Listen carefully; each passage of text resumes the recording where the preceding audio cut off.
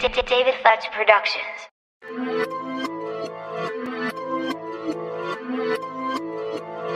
David Fletch Productions.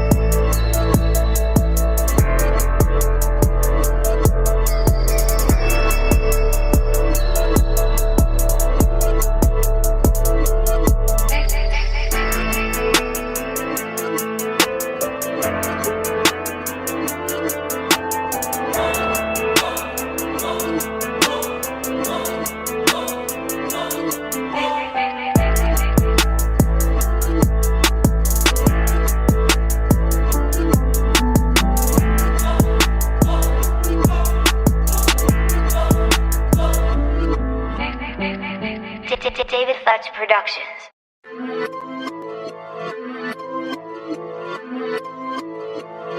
David Fletch Productions.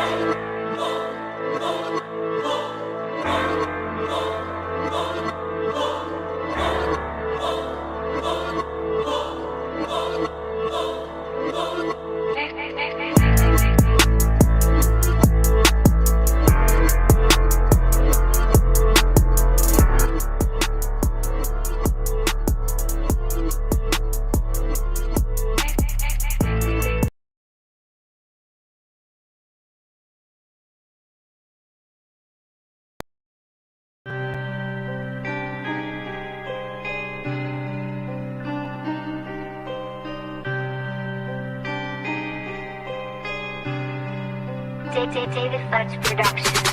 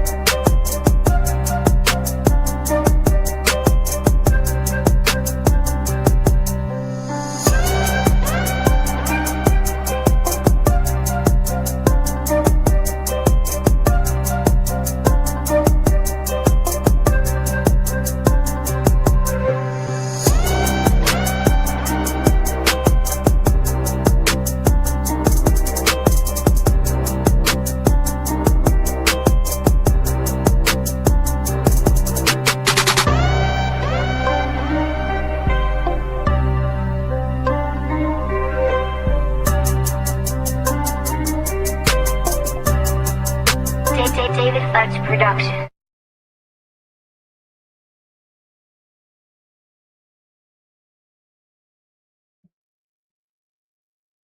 Good afternoon, everybody.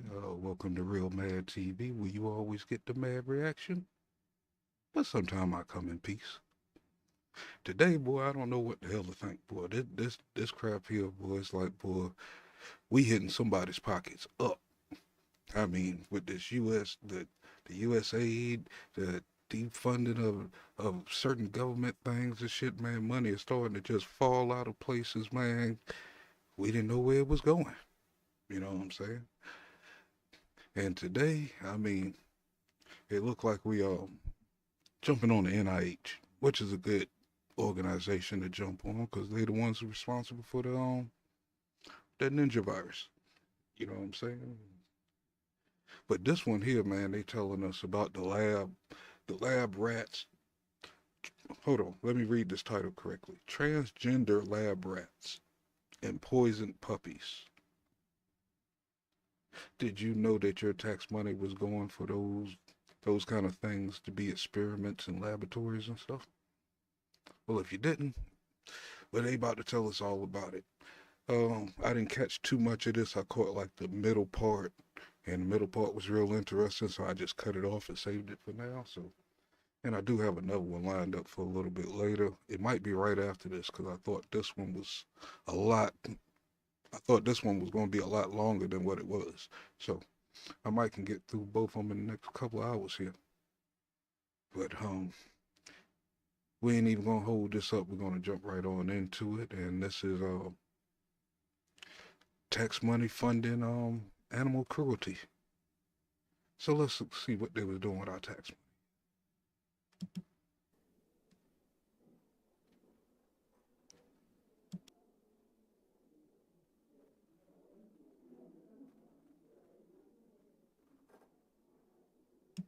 As soon as this thing wants to talk, I thought I put it in a good spot for it. Okay, there we go. The Subcommittee on Cybersecurity, Information Technology, and Government Innovation will now come to order. And welcome, a good afternoon. Without objection, the chair may declare a recess at any time. I recognize myself for the purpose of making an opening statement. Good afternoon. Late last year, the White Coat Waste Project exposed more than $10 million in taxpayer funds that were spent creating transgender mice, rats, and monkeys. These DEI grants funded painful and deadly transgender experiments that forced lab animals to undergo invasive surgeries and hormone therapies at universities across the country. For example, the Biden-Harris administration spent $2.5 million taxpayer dollars, $2.5 million taxpayer dollars to study the fertility of transgender mice. Let that sink in. We spent over $2 million studying the fertility of transgender mice. $1.1 million was spent to find out if female rats receiving testosterone therapies to mimic transgender men were more likely to overdose on a party drug, commonly used in the LGBTQ community to induce drug-fueled what's called, quote, chemsex. I asked my staff what I mean, I think I'm gonna start off. This is gonna start off crazy already. But can I ask y'all, what the hell is a transgender mouse? $2 million just going to that alone? Man, the shit that they uncovering, man. Let's go.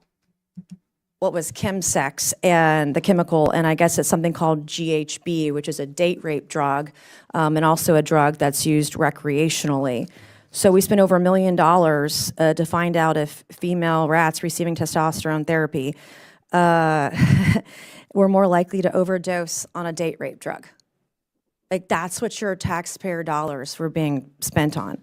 Federal funds were also used to forcibly transition male monkeys to see if hormone therapy made them more susceptible to HIV. Now, I didn't know this until recently, but monkeys cannot be infected with HIV. Yet this federally funded experiment forced them to take hormone-altering drugs to study a virus.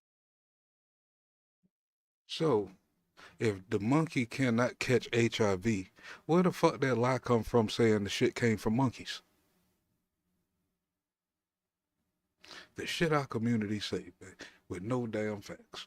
This some bullshit. But this thing is starting off hot already. And I mean, we ain't even get 2.5 minutes in yet. And already we done spent like $3 million on a bunch of bullshit. They cannot have. The Biden-Harris administration was so eager to propagate their radical gender ideology across all facets of American society that they were surgically mutating animal genitals. Like, taxpayer money went to that. So my question is, were they castrating mice, castrating monkeys? Were they getting double mastectomies?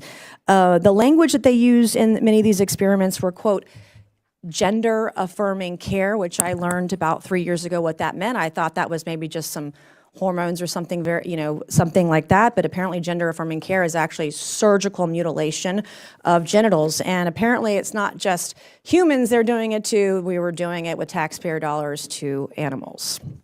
It's well known that because of the differences between animal and human biology, animal testing frequently does not produce results relevant for humans. In fact, 90% of novel drugs that are successful in animal tests fail in human clinical trials.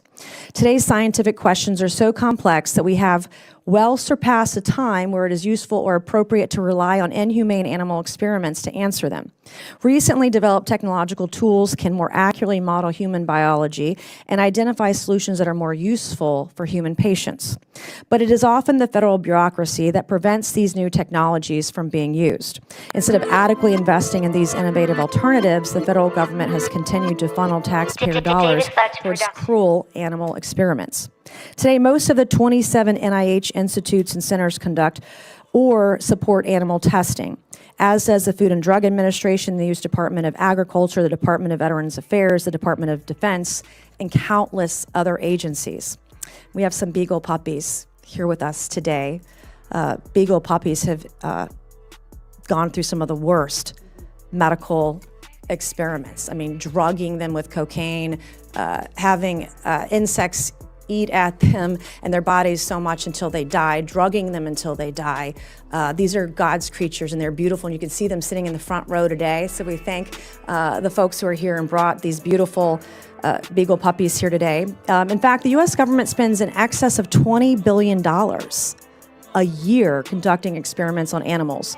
The White Coat Waste Project found in 2021 that the NIH, the National Institute of Allergy and Infectious Diseases, a component of NIH at the time, ran by Dr. Fauci, spent $1.68 million force-feeding toxic drugs to beagle puppies between 6 and 8 months old before dissecting and killing them. The conversation we're having today is important. In 2022, due to public criticism lobbied against Fauci's NIAID by me and other members of Congress, another $1.8 million experiment to abuse beagle puppies in various drug tests was canceled. So I want to thank the work of White Coat Waste and everyone in the room today. Salute to everybody coming into the room. What's going on, Rice? Salute DJ Tanya Renee. What's going on, Young Riaz? And salute to anybody that might be in the bushes or coming in later on or catching the replay. Make sure you smash that like, share the live, This a damn shame. Make sure you subscribe and hit the notification bell so you get more content that matters when I drop it. But for those who's just coming in, man, so far we don't spend about $3,000 or $4,000 on investigating transgender mice. David Fudge Productions. If that makes sense to you, please explain. I don't know what, man, this shit gonna get funny. And it's like all the hearings are coming up real fast right now, man, breaking this shit down. Man, they in some deep shit. Somebody need to be going to prison. Others who've been on the forefront of this fight to end this sick and cruel and barbaric testing of animals today. Thanks to one of our witnesses, Justin Goodman of White Coat Waste. We have in the audience, I already know, the beagles are here. The beagles are a reminder of the real cost of animal experimentation. So I'm looking forward to this conversation this afternoon regarding wasteful government spending on animal cruelty. And I also want to say, before I yield over to the ranking member for her opening statement, that this is a nonpartisan issue. Ironically, in Oversight, while we might fight a lot in public, we are actually very nonpartisan here, and some of the most nonpartisan work in Congress comes right through this committee. So I want to thank the ranking member, look forward to working with you, and I yield to you for 5 minutes for your opening. I just thought about that. Isn't this Miss Caller outside? God dang it. Isn't she the one that called what's called Jasmine outside? I ain't messing with this shit. She was ready to fight for her shit. Statement. Thank you, and good afternoon to our three witnesses. Thanks for being here. Chairwoman Mace, I appreciated working with you last week to introduce a bipartisan bill to strengthen federal contractor cybersecurity. I was glad our teams were able to connect early into this new Congress, and on a personal note, my team found your staff to be very responsive and helpful. Likewise. As the ranking member of this subcommittee, I look forward to continuing to work with you to modernize and secure federal IT systems from potential cyber attacks. Bipartisan solutions like this are critical to protecting our federal system from cyber threats. I look forward to finding more common ground and delivering results for the American people. I'm looking forward to having a productive discussion today about the scientific innovations and the need for additional oversight of alternatives to animal testing.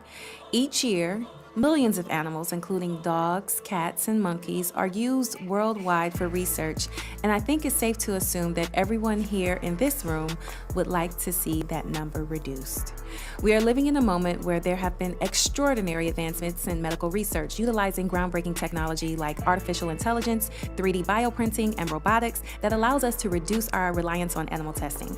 I'm especially proud that much of this innovation is happening in my district, Ohio's 11, home to world-class research universities and medical institutions. Not only does this offer the chance to save animals from suffering, these methods can actually lead to better and more accurate results.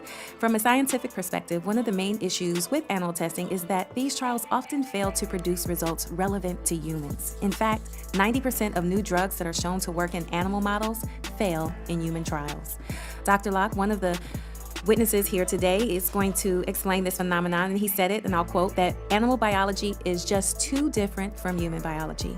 Because of this, a great deal of funding and time is wasted on experiments that ultimately do not translate to human trials. By modernizing our research methods to avoid the use of animal subjects, we can also save precious taxpayer dollars. Thankfully, there are viable alternatives that are more ethical, accurate, and efficient ways to study human biology and disease. We now have the technology to effectively replicate organs in labs, allowing us to better see how the human body will respond to drugs and treatments. We have machine learning systems that can analyze large sets of health data to develop predictable models of patient response. We have the capabilities of 3D printing tissue and muscle to test cosmetics, chemicals, and pharmaceuticals in a highly realistic way. Just these few examples highlight the amazing work that has already been done and the important need for continued investment in the medical field.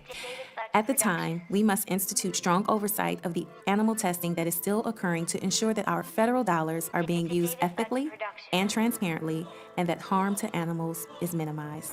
I believe it is our moral responsibility to advocate for animals who cannot speak for themselves. Last Congress, I was proud to co-sponsor the Humane Cosmetic Act, which addresses the use of animal testing in the cosmetic industry. This bill had massive bipartisan support, demonstrating the progress we can make in this area. I look forward to hearing more from our witnesses on these important issues, and I look forward to future hearings in the months to come on important topics of cybersecurity, artificial intelligence, and government innovation. Thank you. Great job. I'm pleased to introduce our witnesses for today's hearing. Our first witness is Mr. Justin Goodman, Senior Vice President, Advocacy and Public Policy at the White Coat Waste Project. It's also Mr. Goodman's birthday today, and so I'd like to wish you a happy birthday, and thank you for being here today. Our second witness is Dr. Paul Locke, Professor of the Department of Environmental Health and Engineering at the Johns Hopkins Bloomberg School of Public Health. Our third witness is Ms. Elizabeth Baker, Director of Research Policy at the Physicians Committee for Responsible Medicine. Welcome, everyone. We're pleased to have you this afternoon. Pursuant to Committee Rule 9G, the witnesses, if you'll please stand and raise your right hand. Do you solemnly swear to affirm that the testimony you're about to give is the truth, the whole truth, and nothing but the truth, so help you God? Let the record show that the witnesses all answered in the affirmative. We appreciate you for being here today and look forward to your testimony. You may be seated. Let me remind the witnesses that we have read your written statements and they will appear in full in the hearing record. Please limit your oral statements to 5 minutes. As a reminder, please press the button on the microphone in front of you so that it is on when you speak and the members can hear you. When you begin to speak, the light in front of you will turn green. After 4 minutes, the light will turn yellow. And when the red light comes on, your 5 minutes is up. And we would ask that you please wrap it up. I would like to recognize Mr. Goodman to please begin your opening statement. Thank you. Chairwoman Mace, Ranking Member Brown, and distinguished members of the committee, thank you for the opportunity to testify today. As the chairwoman mentioned, it's my birthday, and this is the greatest gift I could possibly ask for. My name is Justin Goodman, and I'm the Senior Vice President of Advocacy and Public Policy at the nonprofit, nonpartisan government watchdog White Coat Waste Project. White Coat Waste has one mission: to stop taxpayers from being forced. Yeah, well, damn. I didn't see none of this, man. I stopped about right about here. This is the whole damn hearing I missed, which is good. I like natural reactions. To pay for cruel, wasteful, inefficient, and dangerous animal experiments in labs around the world. Lab survivors Nellie, Beasley, and Oliver sitting behind me are three of the many reasons why. Many people don't realize that the U.S. government is not only the single largest funder of animal testing in the country, but in the world. Uncle Sam outspends the private sector on animal testing 2-to-1. This isn't something to be proud of. Over 20 years ago, the NIH budget doubled and animal testing skyrocketed, but overall, people aren't healthier or living longer. It is estimated that over $20 billion a year of taxpayers' money is still wasted annually on ineffective and inhumane tests on tens of millions of puppies, kittens, and other animals. Am I being flippant when I use the word waste? Absolutely not. The NIH itself has said, quote, "Animal models fail to mimic disease or predict how drugs will work in humans, resulting in much wasted time and money," end quote. Yet agencies continue to dump billions of tax dollars into animal tests despite the horrible return on investment. Experiments we've uncovered range from the savage to the stupid: injecting puppies with cocaine, staging hamster fight clubs, putting dead turtles on treadmills. One of the reasons this problem has gotten so out of control is a stunning lack of innovation, transparency, and accountability. So, we spent tax money on putting dead turtles on treadmills. Damn. They some cold people up in them labs. Agencies do not report or even track, in some cases, how much money is being spent, how many animals are used, what's being done to them, where, and what taxpayers are getting out of it. We file hundreds of FOIA requests every year to glean just basic information. When we can find out how tax dollars are being spent, it becomes apparent why federal agencies fight against disclosing details. For example, Senator Rand Paul's December 2024 Festivus report highlighted cruel taxpayer-funded cat experiments exposed by my organization. In one $10 million DARPA grant, cats have marbles shoved up their rectums and are electroshocked to make them defecate in constipation experiments. We've also recently identified over $240 million in NIH grants for transgender animal experiments, including $26 million in active funding, dollars in defecate. In one Festivus report highlighted cruel taxpayer-funded cat experiments exposed by my organization. In one $10 million DARPA grant, cats have marbles shoved up their rectums and are electroshocked to make them defecate in constipation experiments. Do y'all hear this shit? Salute, Miss T. Thank you for joining me. This is where the tax money was going. Putting marbles up cats' asses and shit. Man. Or was the money really going there? Or was that a cover-up for it to go somewhere else? We've also recently identified over $240 million in NIH grants for transgender animal experiments, including $26 million in active funding. Some of these tests, as the chairwoman mentioned, examine the effects of party drugs on animals injected with testosterone and how hormones used for human gender transitions impact the size and shape of animals' genitals. How does this translate to helping the average American? Shockingly, 95% of this funding came from Dr. Fauci's NIAID. Speaking of Dr. Fauci, our group is perhaps best known for exposing his and USAID's funding for dangerous gain-of-function animal experiments at the Wuhan lab. We also uncovered his support for cruel beagle tests around the world. Taxpayer-funded animal tests may have caused COVID. Unfortunately, the government hasn't learned its lesson from what happened in Wuhan. Today, there are still 26 animal labs in China, including labs controlled by the Chinese Communist Party and tied to the military, approved to receive NIH funding. This isn't just a misuse of taxpayer dollars, but presents a national security threat. White Coat Waste recently obtained a contract funded by the NIH and DoD that's paying for 300 beagles a week to be restrained and injected with or force-fed experimental drugs in a Chinese lab. The reason they chose beagles like Nellie, Oliver, and Beasley, the contract states, and I quote, "Beagle dogs are docile, cute, and easy to domesticate, so it has been the best choice," end quote. Not because it's effective, but because it's easy. This issue extends beyond China. 344 animal labs in 52 foreign countries are approved currently to receive NIH funding. GAO audits prompted by White Coat Waste have found that NIH shipped billions to foreign animal labs with essentially no oversight, that the NIH has never visited a foreign animal lab in over 40 years of overseeing research, and that some foreign spending isn't even tracked. This is how some spending in Wuhan went undisclosed. And no surprise, Dr. Fauci's division of NIH is responsible for 95% of the foreign aid. Continuing to send tax dollars to an authoritarian adversary's animal labs is a recipe for disaster. With Chairwoman Mace's leadership, we've been able to halt plans for wasteful and cruel testing on dogs and cats and other Fauci-funded labs. These tests have never should have been approved in the first place and were only deemed unnecessary after we exposed them. Our campaigns and legislative work with the Chairwoman, Reps Boebert, Kano, Luna, and many others exposed and shuttered waste like the government's largest cat lab that was feeding kittens kitten meat from Chinese wet markets. Yes, that's true. That was a cannibalism experiment. Eliminating VA testing on dogs and cats and ending nicotine tests on monkeys at the FDA. But there's much more work to be done. Taxpayers shouldn't be forced to pay. So basically, they was just taking folks' tax money and creating their own playground of damn evil. And mind you, these are the same people that the ninja virus came from. These are the same exact people. So where's the doctor at? Where's Dr. Fauci? Is he hiding because his $20 million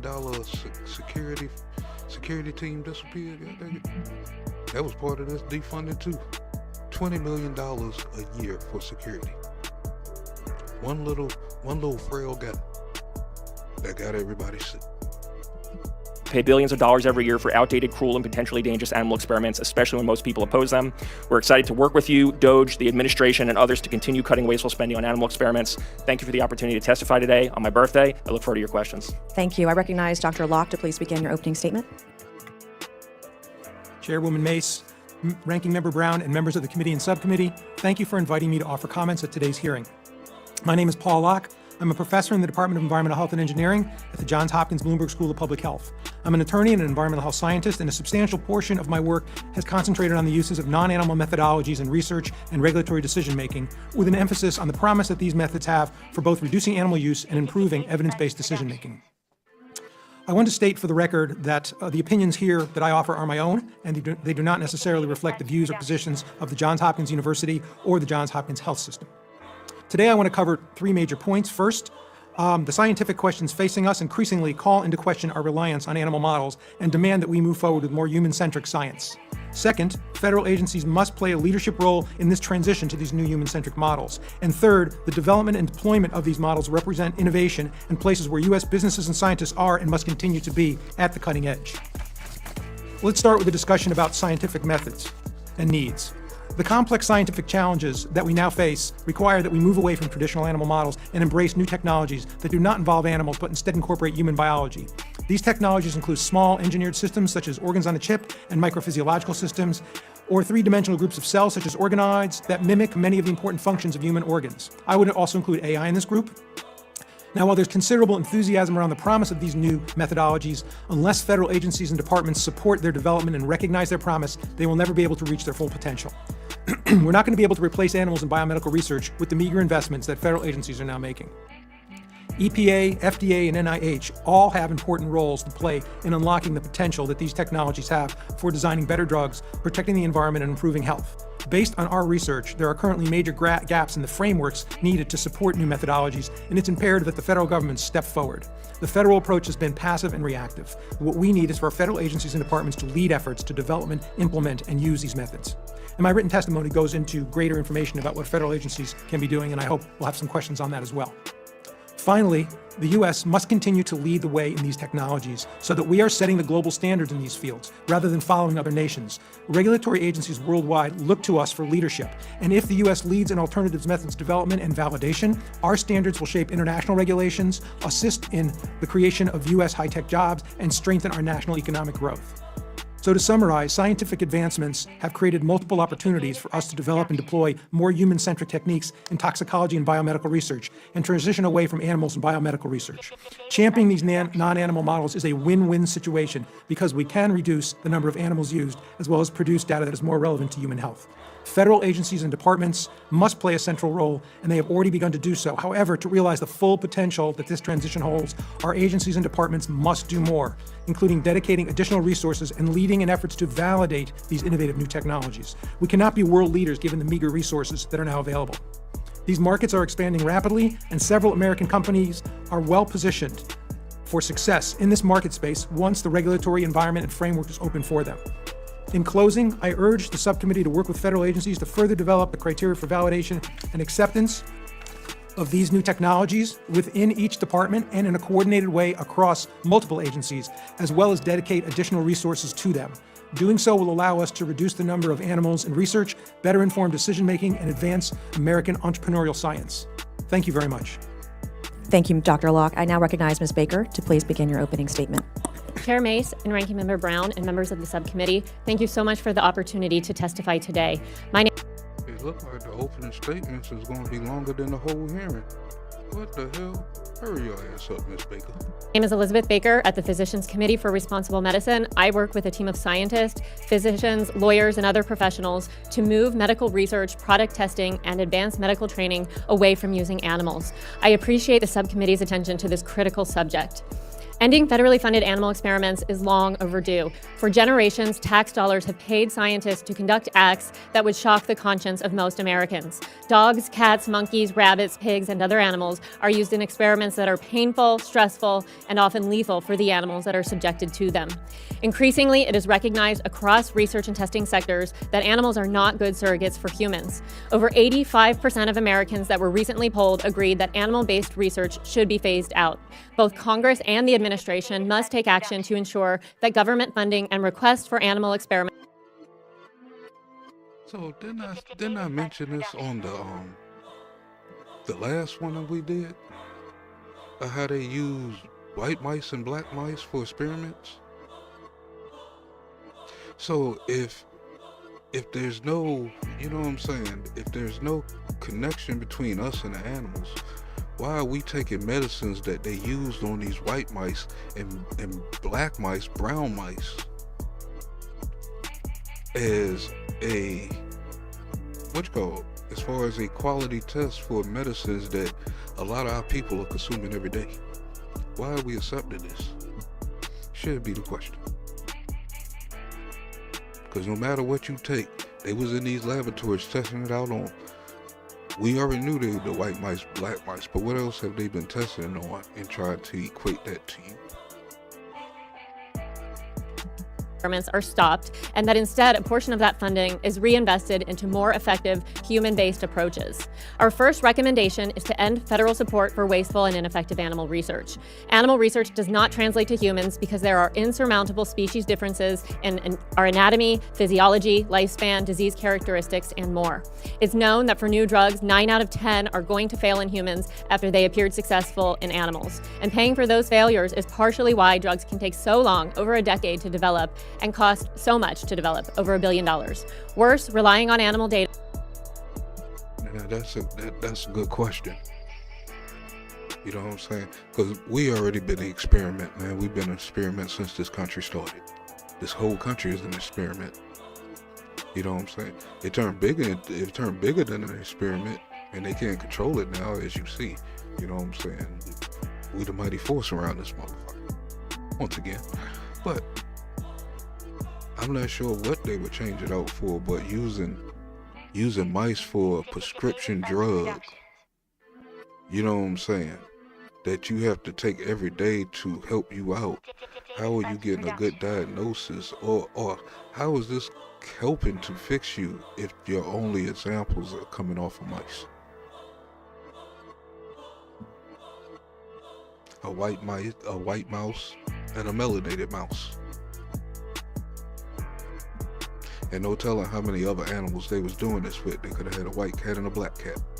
You know what I'm saying? One is melanated, the other one is not. Data is partially why many human diseases have no treatments and even fewer have cures. Despite this knowledge, the federal government continues to promote animal research. The National Institutes of Health funds 7 national primate research centers that house, breed, and experiment on non-human primates with little regard to actual human translation. While there are countless examples of cruel research, consider this. Since 1991, the NIH has given $15 million to a single heart failure project where dogs are subjected to multiple major surgeries. They have devices that are stabbed into their hearts, and then they're forced to run on treadmills until they die or that device malfunctions.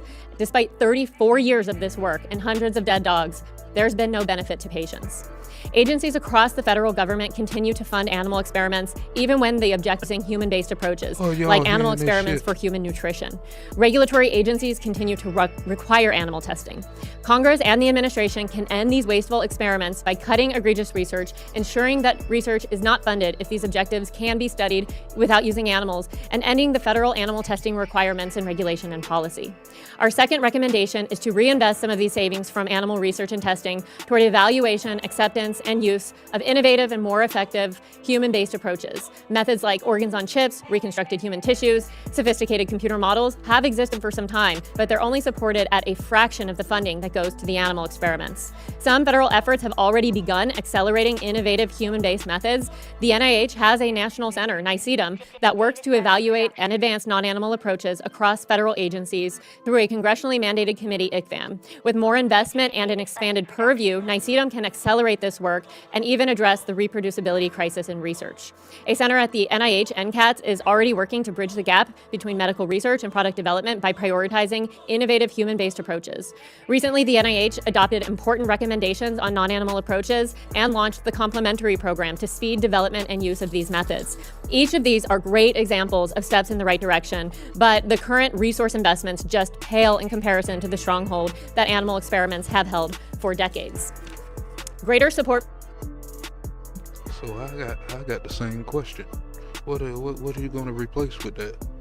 Because right now we still up to this current part here. I think they found a couple of them, but still we was missing like 300,000 or 400,000 kids from the border.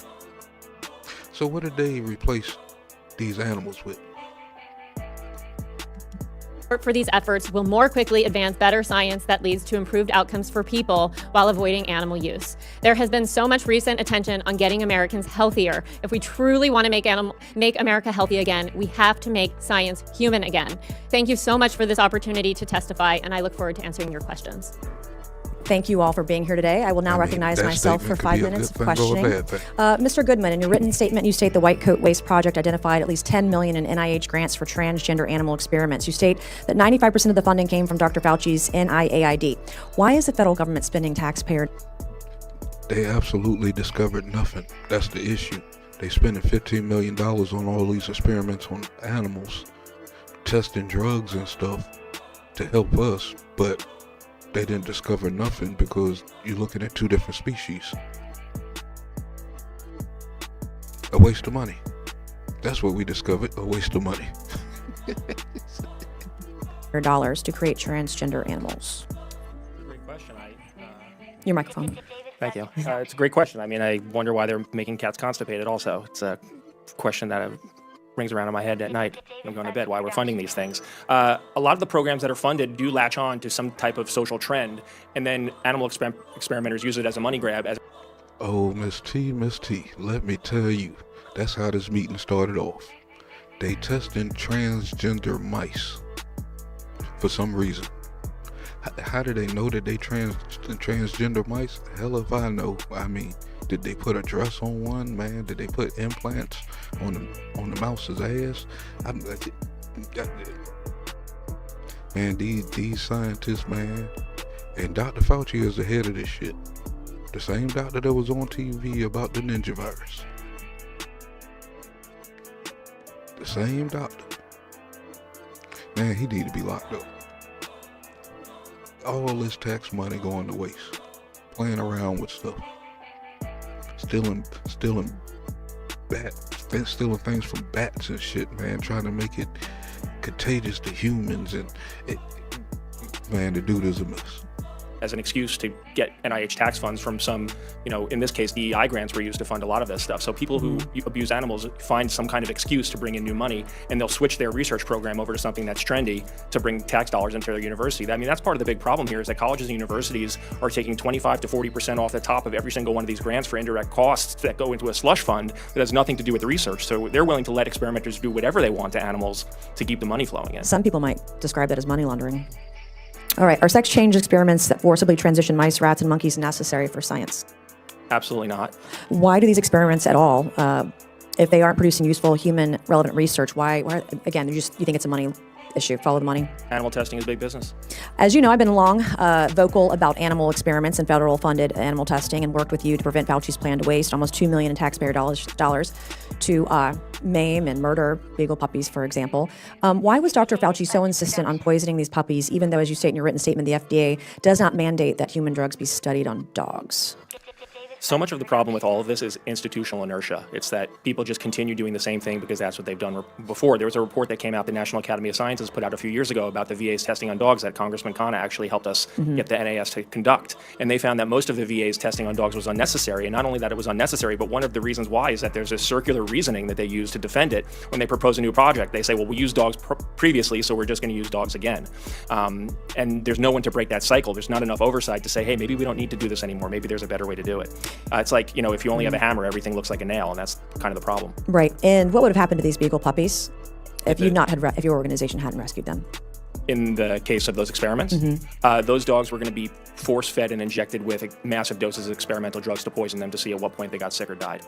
And those tests will have no relevance for the safety and efficacy of that drug in human beings.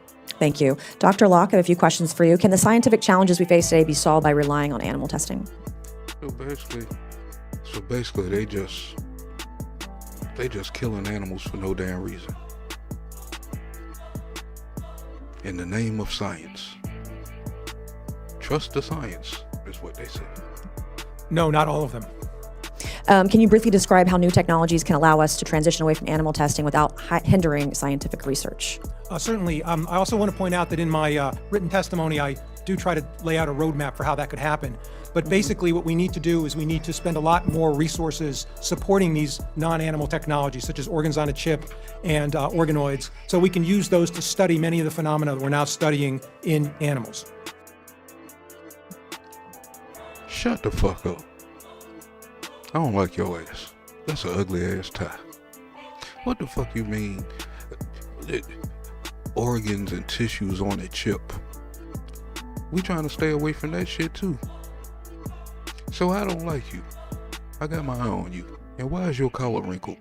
Did you know you was coming in the country? Your whole shirt is wrinkled. I'm starting not to like you.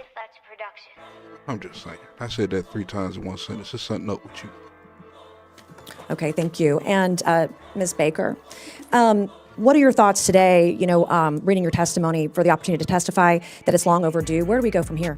How do we fix the problem? I think we fix the problem by investing in what is going right. We've got to cut a lot of this terrible animal research. We need to cut the National Primate Research Centers. We are funding these centers to the tune of hundreds of millions of dollars every year. We've got to stop funding animal experiments outside the United States, as Mr. Goodman said, that have no oversight. We've got to stop. If you can meet your objectives without using animals, there's absolutely no reason that you should. And so. I was going to say, thank you for bringing that up, the amount of money, the hundreds of millions. I recently found out in the state of South Carolina, in my district, there's a primate breeding center and testing site, Alpha Genesis. They've made, to my understanding, over $100 million from NIH over the last 20 or so years. This is a boon. Primate breeding center? What kind of primate? What kind of shit is this? Boy, the shit that we finding out, boy. I mean, this is what the people voted for. We want to know where the tax money has been going. These fools were giving billions away to other countries, but we sitting here broke as hell. So where's the rest of the money at? Hey, you starting to see where the fuck is going? To a bunch of bullshit. This is gonna get interesting. Everybody should have a PS5 after this shit. Boy, give us our money, man. Doggle. It is a racket, and hundreds of millions of dollars, billions of dollars, in fact, have been wasted on it. So I want to thank you all for your testimony today. Thank you for being here. I would now like to recognize my colleague, Ms. Brown, for 5 minutes. Again, thank you to our witnesses for being here. I think it's clear that we all agree that we do not want to see animals harmed and that there is work to be done to reduce our reliance on animals for medical and scientific research. So I'd like to start with you, Ms. Baker. Can you talk about where you think some of the current gaps in the oversight of animal are in the animal experimentation? Yeah, I think we have some major issues with oversight. We don't know really how much spending is going to animal experiments. The public is largely in the dark. We try so hard to understand this information, and we have to come up with some of it on our own. It would be great if the federal government would be more transparent in this way. We do know that in 2016 the NIH said that for fiscal year 2015, 47% of extramural grants used mice. $7.4 billion is what that would be in 2024. In 2021, NIH issued a figure that said about 8% of grants go to non-clinical, non-animal approaches. Well, non-clinical approaches really mean the animal tests or some of these, or the alternatives. And so a ton of money is going into this. We wanted to understand for cancer. Cancer is one disease area where it is well known that animals are just really poor predictors of human outcomes. We get cancer differently. It behaves differently in our bodies. The failure rate for cancer drugs is 94%. We have cures for cancer in mice. We don't in humans. And so we wanted to look at what is the National Cancer Institute doing? How are they funding? What does their funding look like? And so our analysis is not perfect because it's based on, unfortunately, just the publicly available information, which is not totally transparent. But we found that 45. I believe Dr. Sebi has found the answer to cancer. They just refuse to use it because Big Pharma can't control that.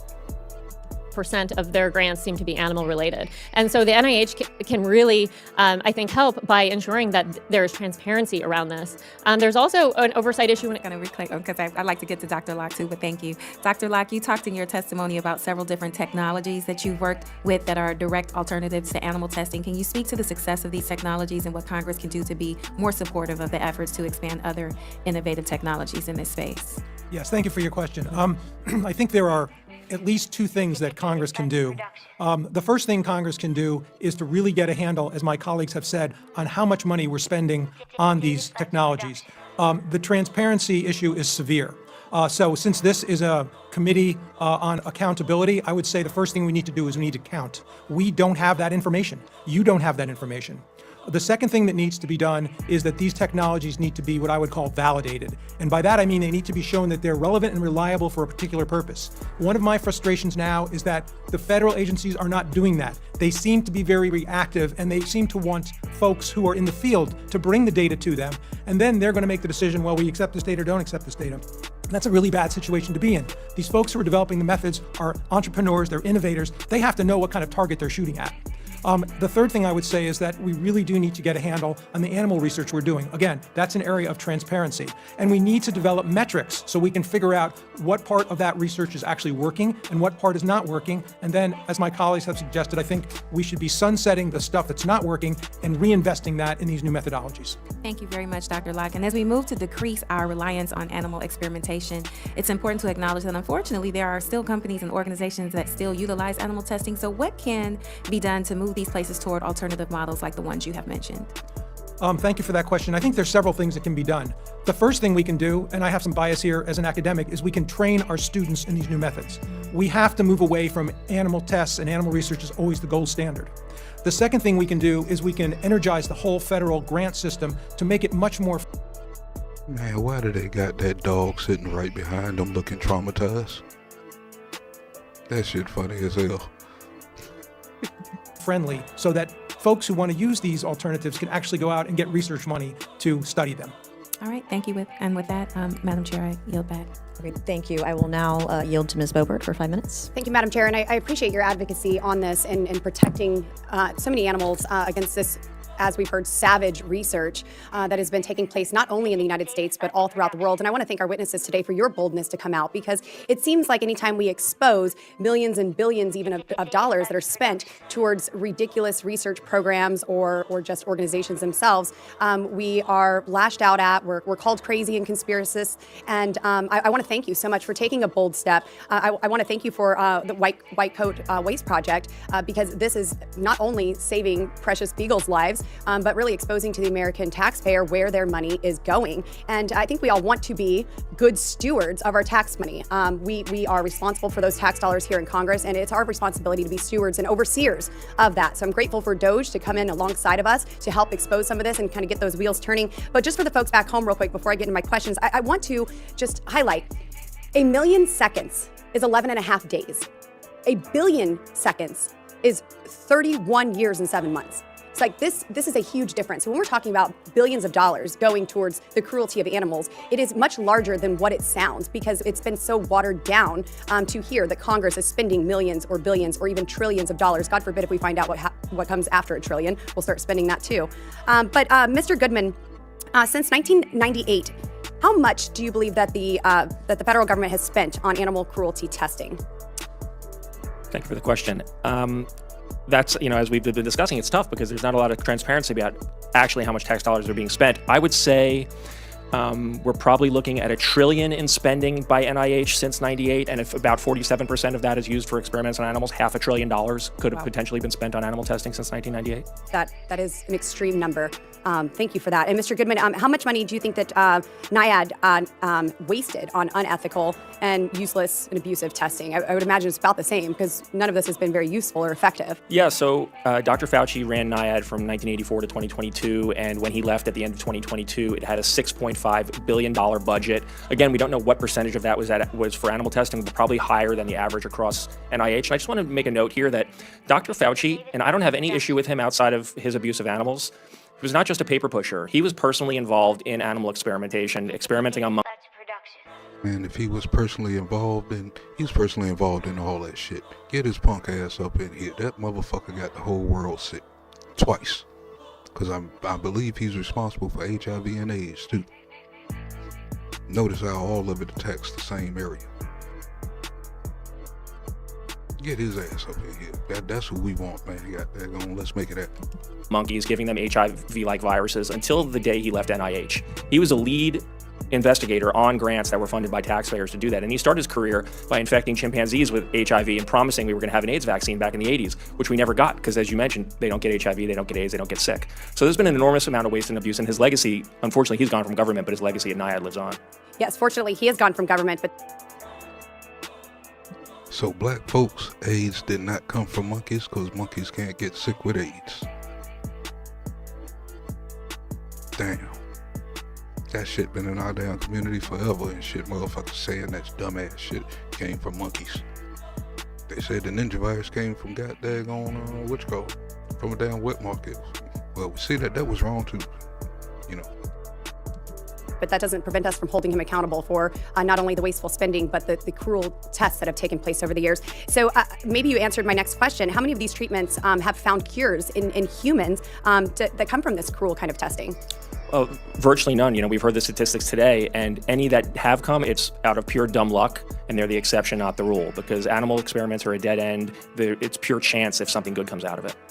And so I'm seeing here with NIAID, the budget of spending $6.5 billion in taxpayer money. It's been used to pay EcoHealth Alliance to import hundreds of Asian bats into the U.S. for new viruses in labs in Colorado run by the Wuhan-linked researchers. That was $6.7 billion for the Colorado State University in Fort Collins to research bats here in America. And we've also sent billions of taxpayer dollars to unaccountable labs in China and David Fletch Production. Tell me she just didn't say that. Where my homie at, man? Hold on. Because then I'll have to look this up.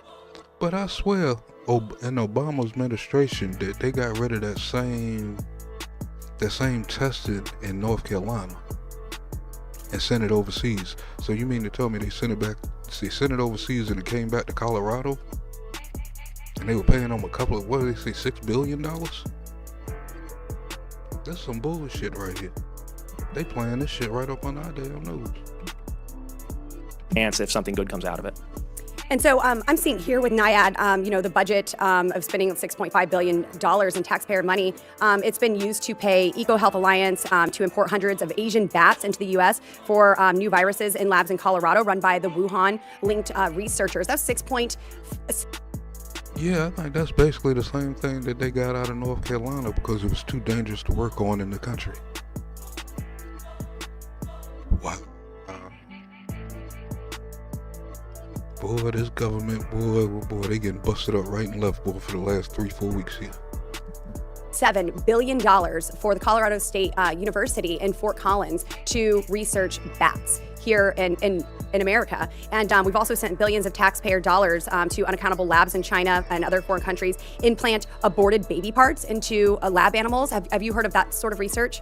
Yeah, we did an analysis a few years ago showing that over 90% of experiments with using human fetal tissue and putting them involved animals were funded by Fauci's NIAID. Do you know where they're getting the aborted human fetal tissue?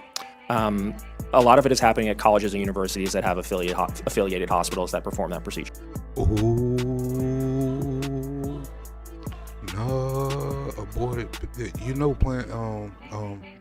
Planned Parenthood is that's part of that shit. That's the only way that they can get that stuff. Is Planned Parenthood. Sort of research? Yeah, we did an analysis a few years ago showing that over 90% of experiments with using human fetal tissue and putting them involved animals were funded by Fauci's NIAID. Do you know where they're getting the aborted human fetal tissue? A lot of it is happening at colleges and universities that have affiliated hospitals that perform that procedure. Madam. Ooh, so you mean to tell me there's a lot of Planned Parenthoods on college campuses? Is that what you just said? Animals were funded by Fauci's NIAID. Do you know where they're getting the aborted human fetal tissue? A lot of it is happening at colleges and universities that have affiliated hospitals that perform that procedure. Madam Chair, I think we need to look into that as well. My time has expired. I apologize to our other look into witnesses. that. I did have questions for you. We've been after Planned Parenthood in the hood for a very long time. So are they taking these aborted baby fetus tissues and stuff and selling it to the NIH? There's a reason why that place is there. And they using that stuff for experiments. That's fucked up. For you, but I'll submit those in writing. Thank you. That's wild. I would now like to recognize Damn, even she Mr. agreed. That's Subramaniam wild. for 5 minutes of questioning.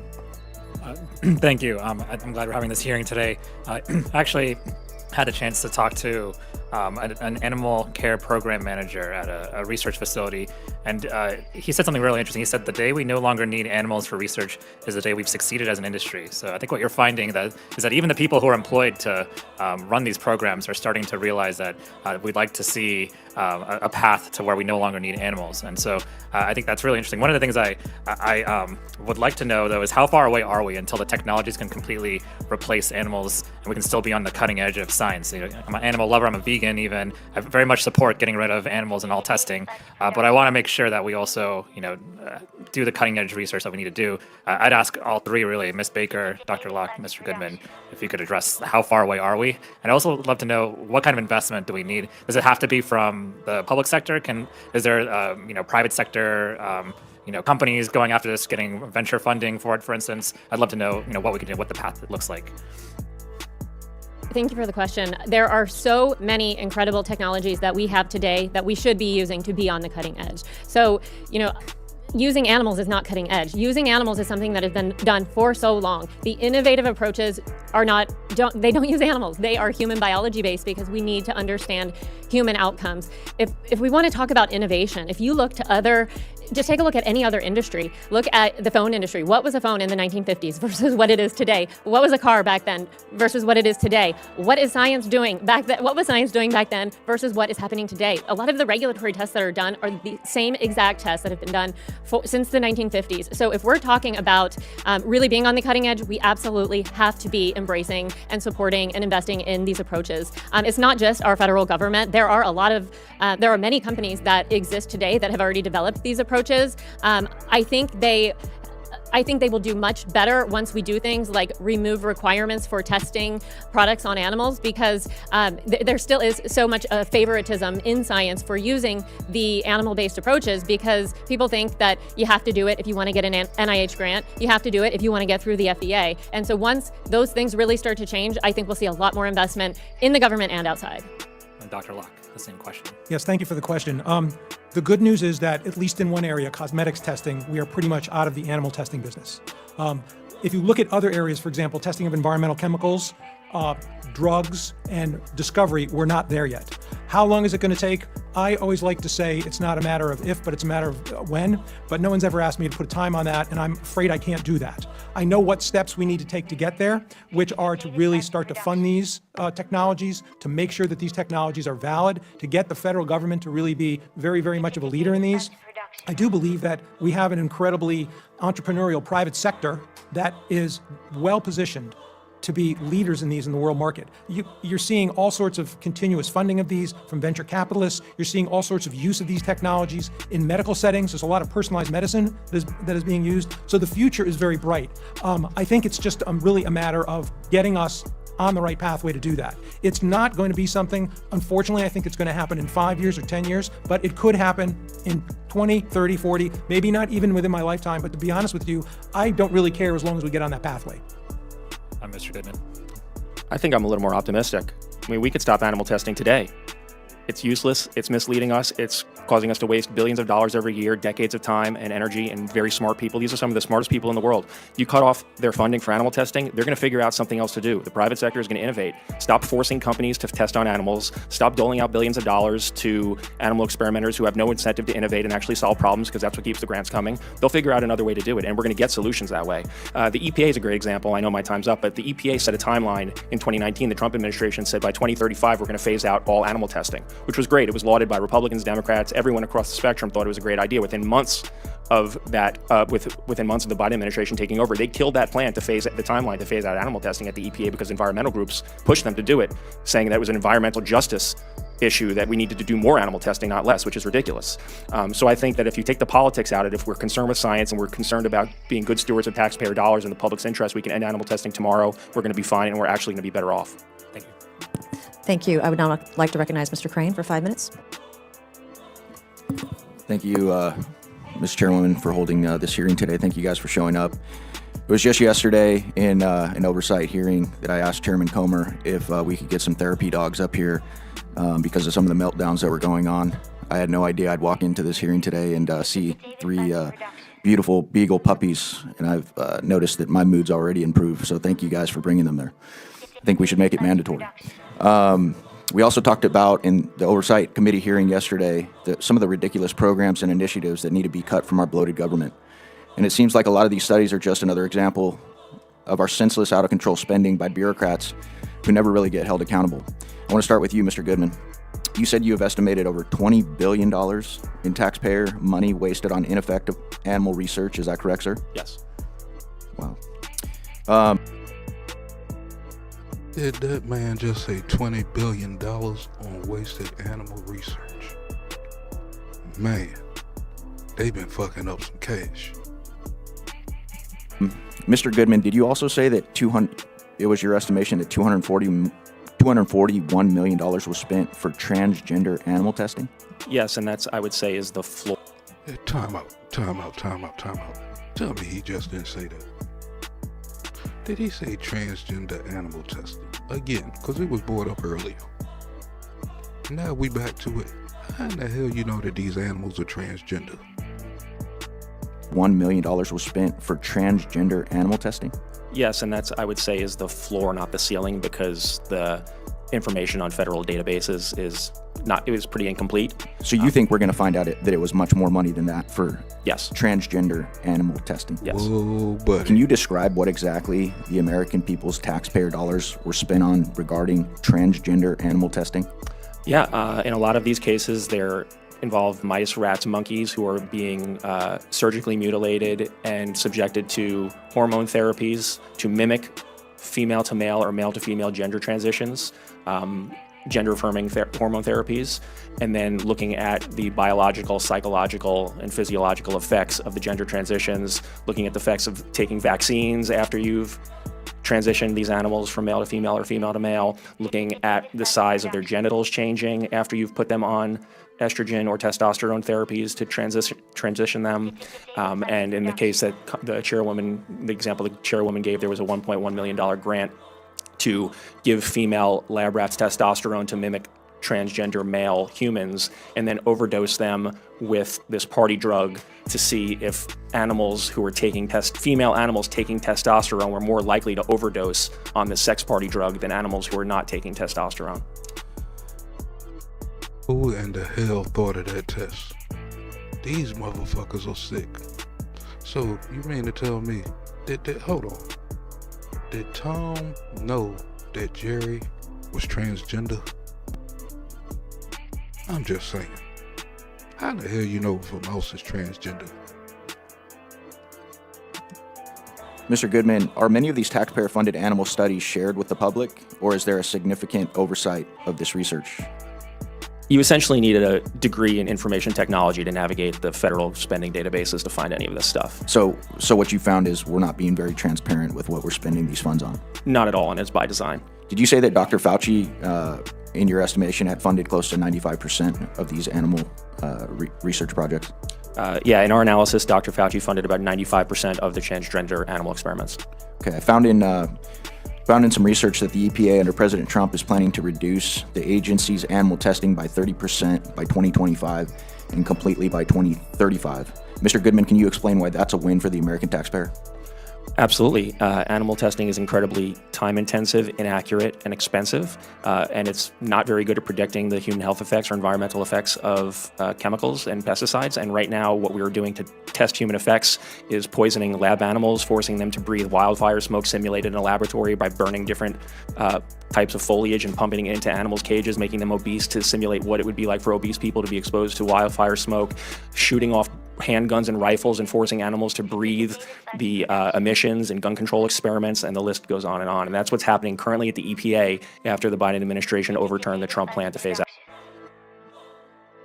Oh, you hearing all this shit? Now I'm sure, I'm not sure if y'all seen these Democrats cutting up at the Capitol the other day, sitting out there crying like little ass girls and shit. Even the grown men. This is what the fuck they crying about. They trying to feed it to y'all like all this bad stuff is happening. Elon is running the country. He's taking our money. You see what the fuck they was doing with this money? And I'm pretty sure a lot of this stuff wasn't going to this testing. This shit was backtracking and into their pockets. They were laundering money like a motherfucker. That's how all these politicians were getting rich. You just went off a big pharma. It's all kind of avenues and shit they was getting back paid for. Out animal testing. Mr. Goodman, one more question. You've also been outspoken about the COVID-19 outbreak stemming from Dr. Fauci's U.S.-funded research at China's Wuhan lab. What are the public health risks if we continue some of these outrageous animal studies? We're flirting with disaster if we continue to fund dangerous virus research, both abroad, like in Colorado, where Fauci greenlit this bat lab. They're trying to import hundreds of bats from Asia to build a new lab in Colorado to do virus experiments with Ebola, Nipah, Lassa, deadly viruses for which there's no cure. It's just a matter of time before we have another pandemic on our hands if we let mad scientists run amok with our money. Thank you. I yield back.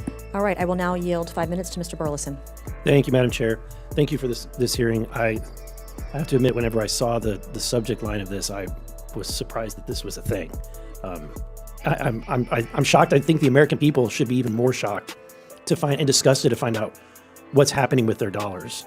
I think it's actually embarrassing. I can't imagine people from other countries look at this country as a beacon and as an example, and here we are spending money, taxpayer dollars, to try to study transgender transing animals and testing them on party drugs. I mean, it's insane. My question to you, Mr. Goodman, is I understand that your organization, White Coat Waste, helped expose the taxpayer-funded experiments on bats that led to the COVID pandemic. So can you walk us through how did you come about that? What was your investigation? How did you get the information? Yeah, thanks for the question. Again, it's an honor to be here. In 2018, we uncovered a lab at the USDA here right outside of the Beltway where they were breeding hundreds of kittens every year and then flying to China and other foreign countries to these disgusting wet markets and buying dog and cat meat. They were then putting it in their federal employees. They were then putting it in their carry-on luggage, flying it back to the United States, and then force-feeding dog and cat meat to kittens in this government laboratory in Maryland. They'd spent $22 million on this project. For what purpose? They wanted to know if people eating dog and cat meat in China might be exposed to a particular parasite that could be carried in dog and cat meat.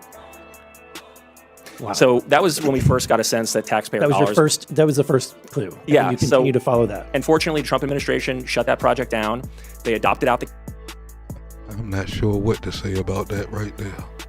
These people are insane. cats who were left in the lab. 2 of them went to live with my boss, the president and founder of White Coat Waste Project, Delilah and Petit. Lived happily ever after with him. But that set us on the scent of foreign aid for animal research.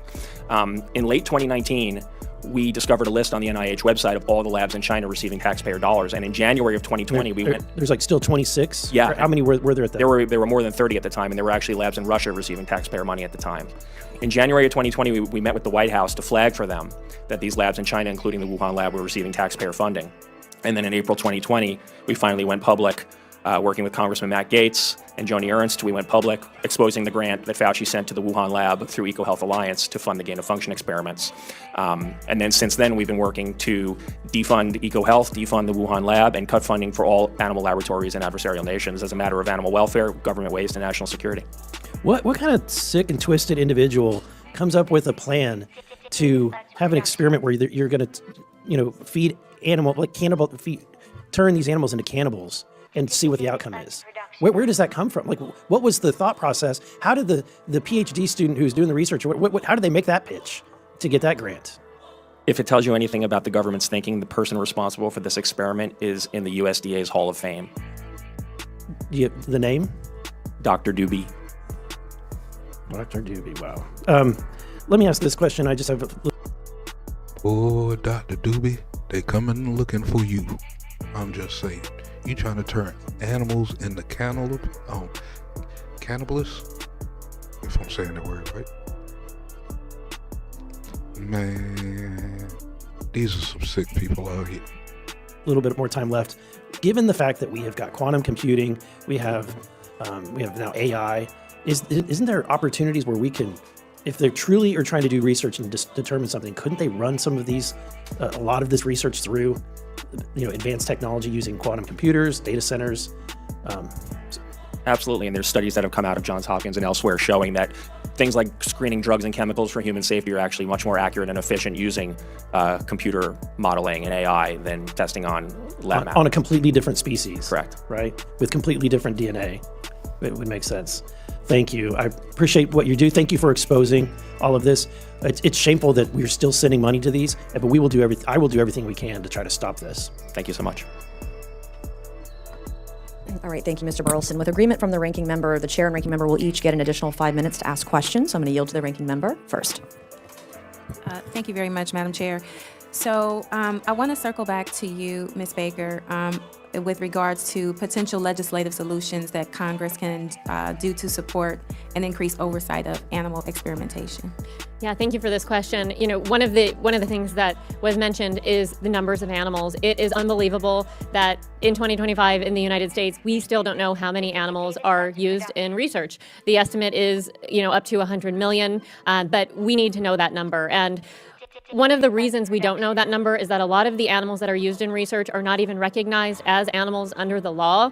Mice, rats, birds bred for research, invertebrates, they are not animals under the law. And so they are not counted. We can amend the Animal Welfare Act to count those animals by including them in the definition of animals. If there's no appetite for amending the Animal Welfare Act, there are other solutions, and especially focused on federal government spending. So the NIH does require recipients of NIH funding to do some reporting, but it's not transparent and it's not accurate. Every 4 years, if you receive NIH grants, every 4 years you need to provide some assurances that you are complying with NIH policies. And in that is an average daily inventory of animals. It's just an estimate. It's not transparent. To get that information, you would have to do FOIA requests. And so there is actually some proposed legislation, the Federal Animal Research Accountability Act, that could change this. Simply put, if you receive NIH grants, then once a year you need to report on how many animals you have used, how many have been housed, bred, used in research, and that should be made transparent. Thank you for that. I appreciate you giving your testimony today. And I think it's Mr. Goodman. I do have a question with regards, we keep hearing about the care, and I think that the gender affirming care, and I do find that concerning. Just for clarification purposes, can you let me know what is that dollar figure and where is the source from? For those experiments? Yes. Yes, we do know what animals are. They transgender. Trust the science. That's the source of that is NIH reporter website and the USAspending.gov website. Okay, and what was the dollar figure? Let me get it for you. And I have a spreadsheet with all of those projects. I'd be happy to share it. The dollar figure was $240 million in recent grants.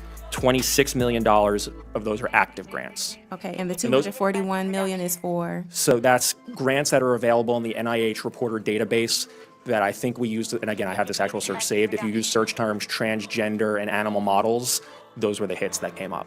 Okay, because I think the article that you cited in your statement indicated there was $10 million. Yeah, so I was just trying to get clarity. Yeah, that original article, that was just a sub-selection of the projects. It wasn't everything. Okay, Yeah. all right. Thank you very much. You're welcome. All right, and I will yield that. Thank you, and I'm going to yield to myself for 5 minutes, and Congresswoman Boebert, I'm going to yield to you for a minute or two. I think you had a couple extra questions you want to ask. My first question to Mr. Goodman, what is the worst animal testing experiment you've ever heard of and uncovered?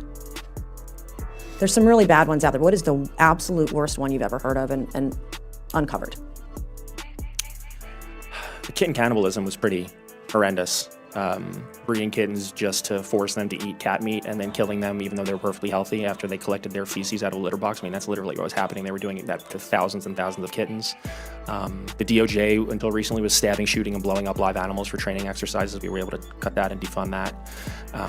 The experiments that the NIH funded and Fauci funded in Tunisia, where they were putting the dogs in heads in mesh cages and filling them with biting flies. Yeah, there's a lot of nightmare stuff that we're being forced to fund, and taxpayers don't like it, and they don't even know how bad the situation is. If they did, they would be, marching in the streets. Yeah, and Dr. Dog heads in cages to be attacked by flies? What kind of crap? And they were spending money on this crap. I mean, if they was that interested and they wanted to be real sick, they could have did that shit in their backyard for free. Why spend up the people's tax money doing some dumb shit like that? Man. Boy, it's some strange times. Dr. Locke, a question for you. What are the prospects of a drug therapy that fails animal testing? Is it likely to receive regulatory approval? Thank you for your question.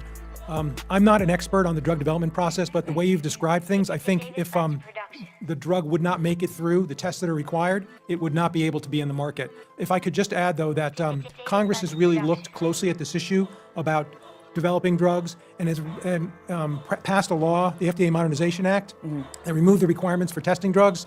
And my understanding is that there's bipartisan support for another law because Congress feels that the FDA is not moving more quickly in this area.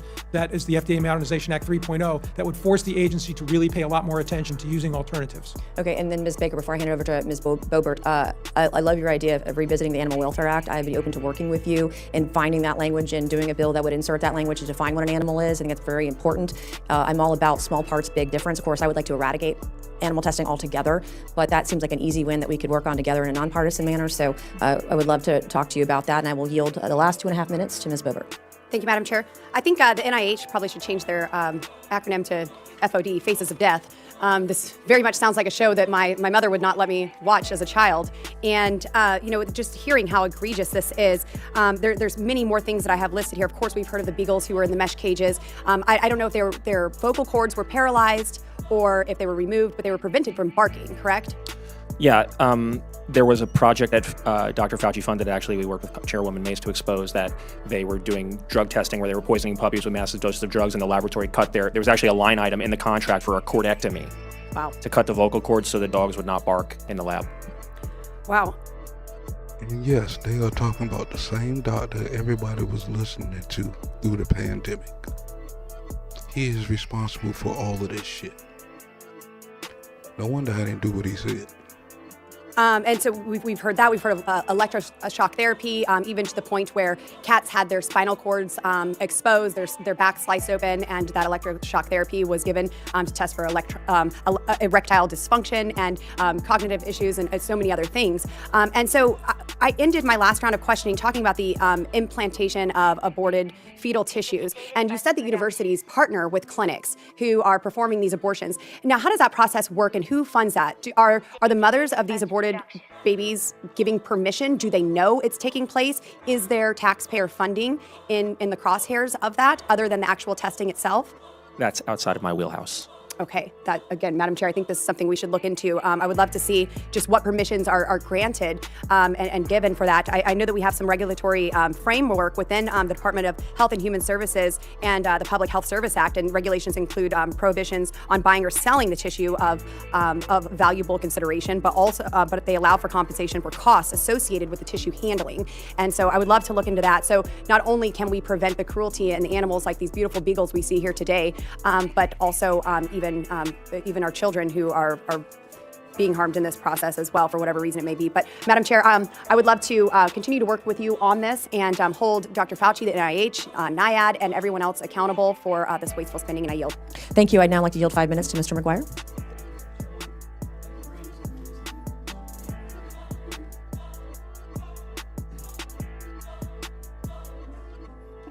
All right, the new guy's learning.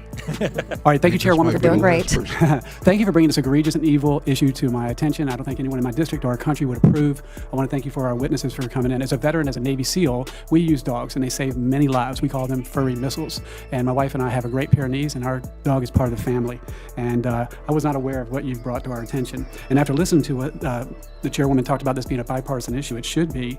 It's definitely evidence that evil does exist. And we spend more in our country per day than we bring in per day, which is going to sink this country if we don't get under control. I cannot believe the amount of money that we are spending to do these crazy things. I want to start with Dr. Locke.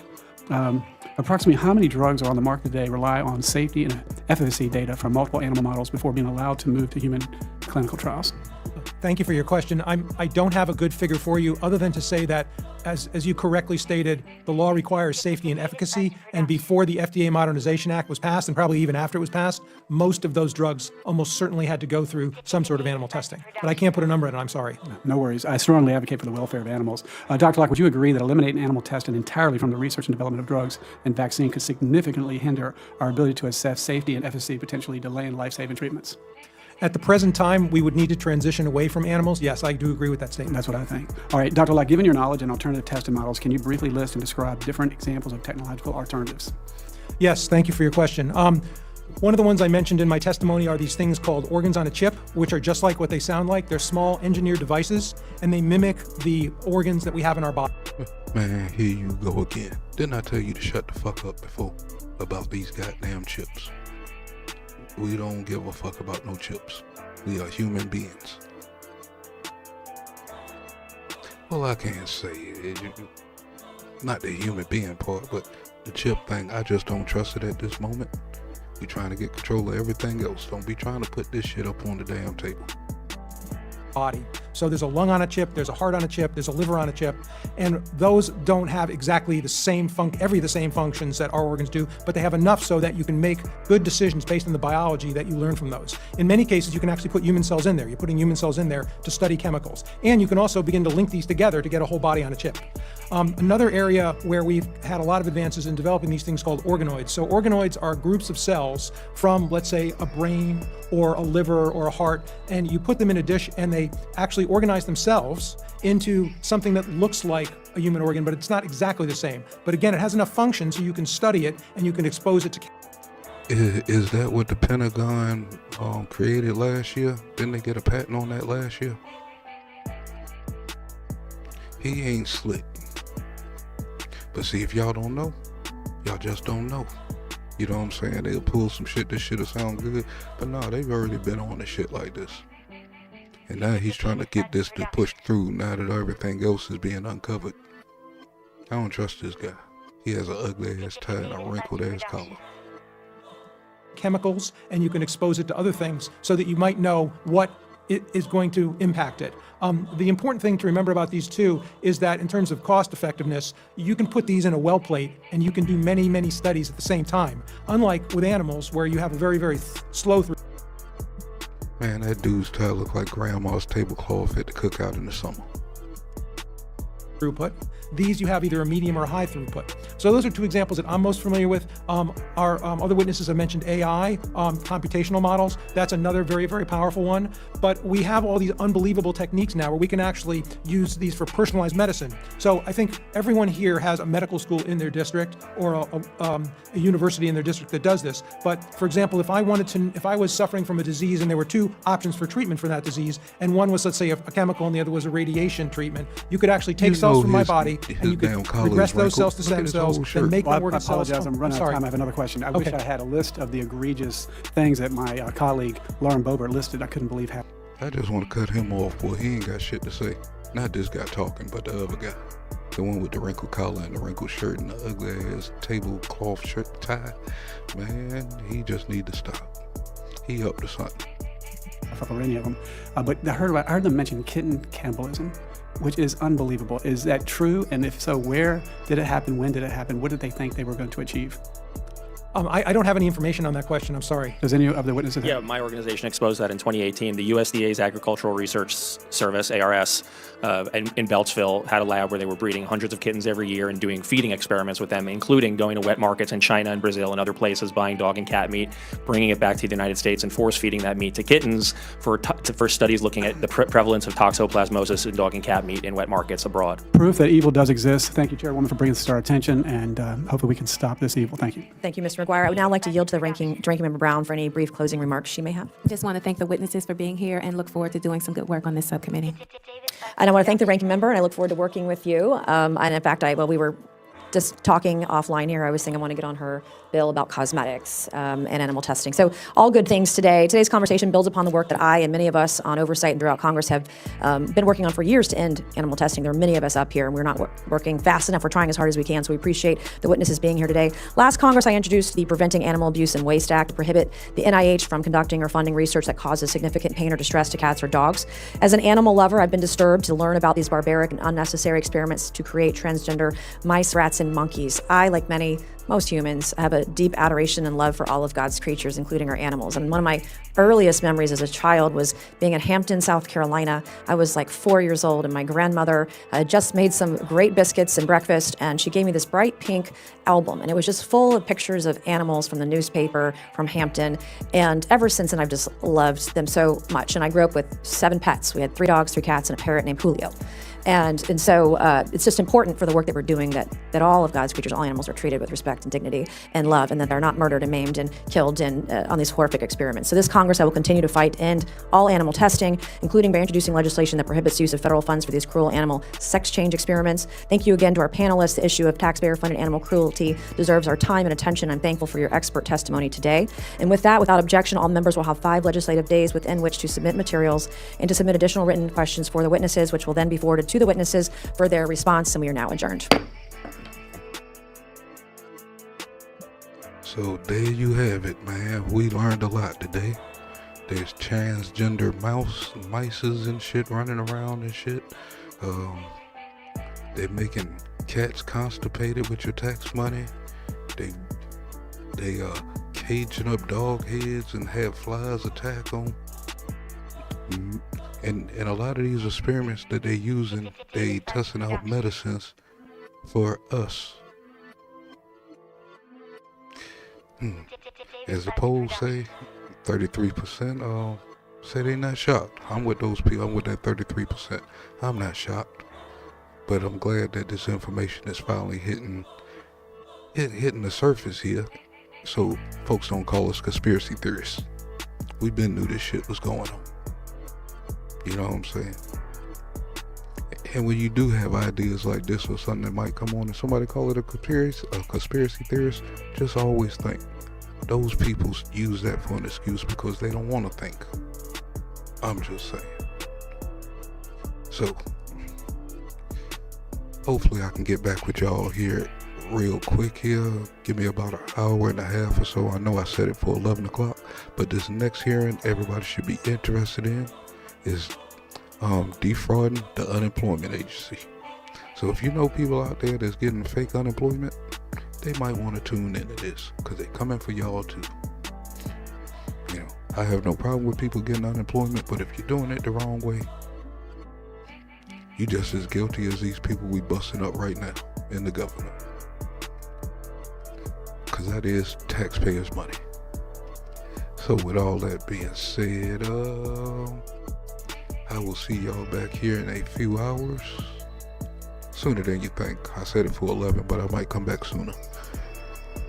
Seems like everything is running smooth right now. So, if you haven't smashed that like, smash the like button, share the live, and make sure you subscribe and hit the notification bell so you know when I drop more content that matters. And salute to everybody in the chat. Thank y'all for joining me. And like I said, I will be back. This ain't my last show for the night. So, I might be back a few times. Might do some crime later. So, let's get on out of here. Peace. David Fletch Productions. Whoops, wrong button. David Fletch Productions.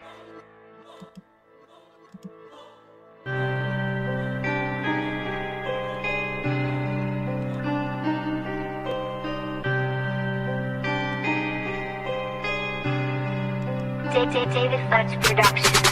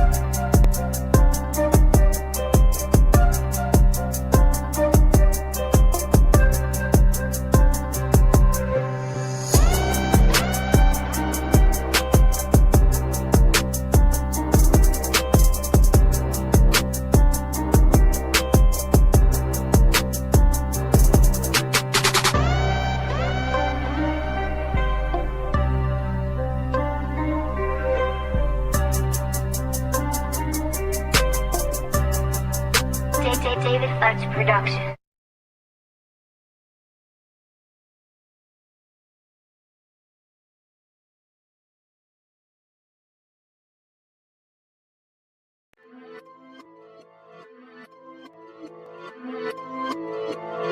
David Fletch Productions.